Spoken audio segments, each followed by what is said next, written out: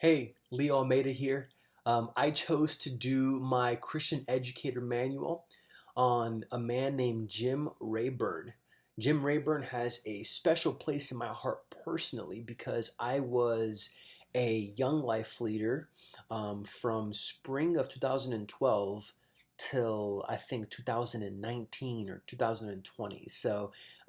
He was the founder of Young Life, and besides that, there are some principles in his life that any Christian community, any Christian educator could learn from. Is a man named Jim Rayburn. He was highly coveted by the likes of Billy Graham, who said that he was an incredible preacher and speaker, and even Howard Hendricks, who heralded him as one of the best preachers and speakers and energizers around, and he was a disciple of Lewis Schaefer as well. Here's a little bit about Jim Rayburn's life. As far as background, he was born in Iowa to an evangelist. And back then, evangelist can mean so many different things. It can mean that someone is a habitual church planter. It can mean someone is big in the revival circuit. Or evangelist can mean that your side job is street preaching. Whatever it is, his father was an evangelist, and they were born into a Christian home. In fact, his brother actually helped found Covenant Seminary. So this was a family with a Christian, very, very Christian background. But very first and foremost, two things happened in Jim Rayburn's life really early. Is that one, he noticed that his church, he had a deep desire to see outsiders saved. Very early, he wanted to see people outside the church experience what he was experiencing within the church. And there are certain people like that. They have a specific bend toward seeing other people saved. So very early on, he had a desire to see outsiders saved. And then two, he was also pretty turned off by the rigidity and the rules within church life. In fact, him and his wife eloped. And then when they told their parents made them have an actual formal wedding. And this actually ended up driving a wedge even further between him and some of the rigidity of church life. And these nuanced things helped kind of solidify his ecclesiology. Nevertheless, after he finished college, after Kansas State University, he started working for his dad. I mean, this was during the Great Depression, so there weren't many jobs available. Started working for his dad about 1934, and then something epic happened. Okay, as it is with most of us, a lot of us.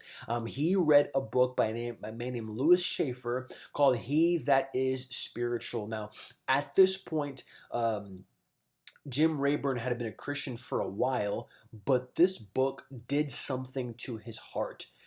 This was not necessarily a second conversion, but this was a deeper level of understanding the grace of God, so much so that he picked up the phone and enrolled into DTS or applied to Dallas Theological Seminary very quickly thereafter. He flirted with the idea of going to Princeton and even another school where he would have been paid for, but he chose Dallas Theological Seminary because of Lewis Schaefer. And he, in the fall of 1936, as a 27-year-old, he showed up to Dallas with his wife to get his THM.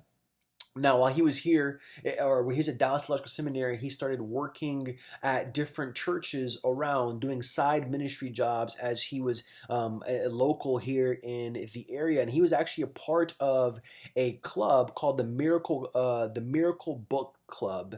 And at this club, he noticed, I mean, it was an after-school club for high school students. And at this club, he noticed something interesting. Hey, like there aren't any what he called red corpuscled kids, like kids that are unchurched, kids that are energetic, kids that are sinners. Like there's none of those. There's no athletes here. And he thought, oh, those kids are at practice. Those kids are at after school curriculum. They're after school activity. And he said, listen, every young person has the right to get a clear look at Jesus and make an intelligent decision for themselves. And with that mindset, he started walking around Dallas and he started seeing a bunch of young people that weren't saved. And he started looking at the fact that he was a part of a club of kids that were saved, and he started looking out there to the people that weren't saved. And a lot like Jesus, you know how Jesus looks out and he's filled with compassion. He started to feel like, I have to get out there. So with that was birthed the four C's. Okay, the four C's. The first C is contact work. He wanted to go where people were, even do something called incarnational ministry, contact work. And then two was club. Okay, club. He already had a club meeting, so why don't he do contact work and then invite these kids to club? It's neutral. It's not in a church, but club was this thing that he wanted to start as an after school thing. And after club, he had camp.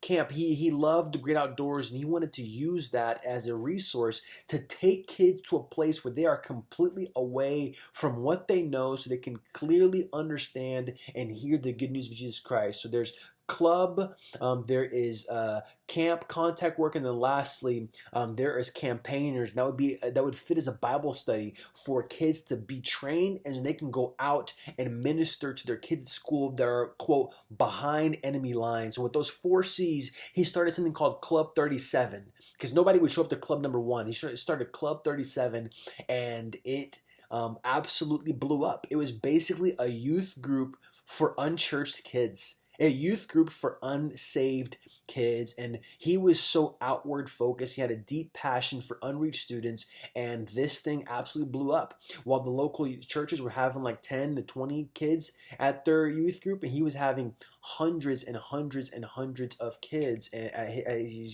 his youth group. And what happened there was he was partaking in something, a paradigm shift. Back then, most youth groups were doing something called theology of nourishment, which, excuse me, which is, as a youth pastor, you love your kids that are at your church. You nourish your kids that are at your church. 1 Peter 5, you shepherd the flock that are at your church, because they are the future church members. Therefore, you have high content when it comes to biblical teaching. You have high expectations from them. You have leadership position for these students. You are literally training them to grab the wheels of the church. That's a theology of nourishment as it comes to youth ministry.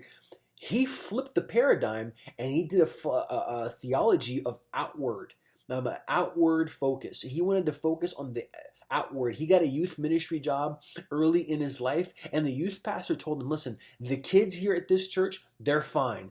Go to the high school. And therefore, Jim Rayburn felt this burning conviction in his heart to start finding every excuse to get into the school, every excuse to chaperone proms and be at football games as possible. So he flipped the paradigm from a theology of nourishment to an outward focus. Now, what could we learn from Jim Rayburn? Number one, this was a man who was soaking everything in prayer. He was an incredibly prayerful man. Number two, he had a deep passion for gospel preaching. Howard Hendricks and Billy Graham all viewed him as a phenomenal preacher. He was a very, very passionate person when it comes to preaching. He believed that John chapter 12, verse 32 was talking to him. John chapter 12, Jesus says, when I am lifted up from the earth, I will draw all the people for myself. And in that same way, he wanted to lift Jesus up with his teaching, so Jesus can draw people in for himself. Number three, strategic planning.